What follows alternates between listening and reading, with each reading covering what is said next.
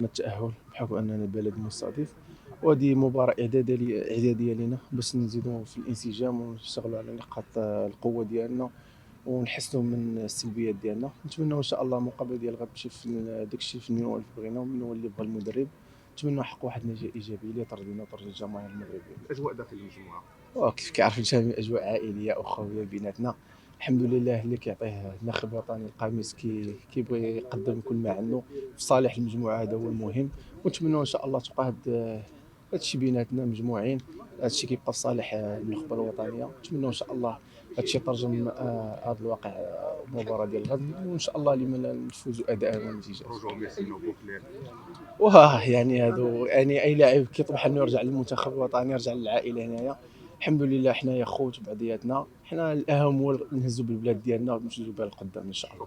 مرحبا. ايوب مباراة ثابتة بوجدة، كيفاش شفتوا الاجواء هنا بوجدة؟ بحكم انني لعبت في نهضة بركان، يعني كنعرف الناس ديال الشرق، الناس ديال مضيافين، كنشكرهم من هذا المنبر هذا. الحمد لله انا عارف المقابل ديال غادي يكون الجمهور معنا قلبا وقالبا. نتمنوا ان نفرحوا ان شاء الله المباراة الثالثة، وان شاء الله تكون الخير باذن الله، وكنقول لهم شكرا لهم. تبارك الله مزيان، الدراري كلهم بخير، الامبيونس زوين، فرحان بزاف باش كنا ثاني هنا وندخل مع الجروب ثاني وان شاء الله نبقى معاهم.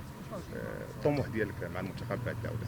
صحيح الطموح ديالك كيفاش الطموح؟ لوبجيكتيف افيك ليكيب. يلا رجعت اول مره، بحال قلت ان شاء الله نبقى معاهم، نبقى ندير مزيان هنا وفي الفرقه باش نبقى نكبر ونكون واحد من اللاعبين اللي كيلعبوا. لقيتي شي شونجمون يعني المرحله السابقه مع المرحله هذه؟ كاين شي شونجمون، واحد بزاف دراري تبدلوا، ولكن الامبيونس بحال الناس كلهم ظريفين مزيانين في التيران، الكواليتي كبير بزاف، هي ما تبدلش بزاف. المباراة غتكون سهلة غدا؟ صعيبة سهلة؟ الله اعلم، بحال قلت الماتش مهم، بغينا نربحوه باش نربحوا كل ماتش في الكاليفيكاسيون. الماتش مهم، غادي ندخلوا مزيان ان شاء الله ونربحوا. الفوز في الكابون عطاكم شويه ديال الحافز معنوي؟ كيفاش؟ الفوز في الكابون عطاكم واحد الدفعه معنويه مزيانه؟ طبعا، هذاك الماتش كان مهم، ربحنا بال5-1 في كابون، مزيانه بزاف، هي دابا الكونفيدنت كاين حتى هو، وان شاء الله غدا نكملوها. ميرسي.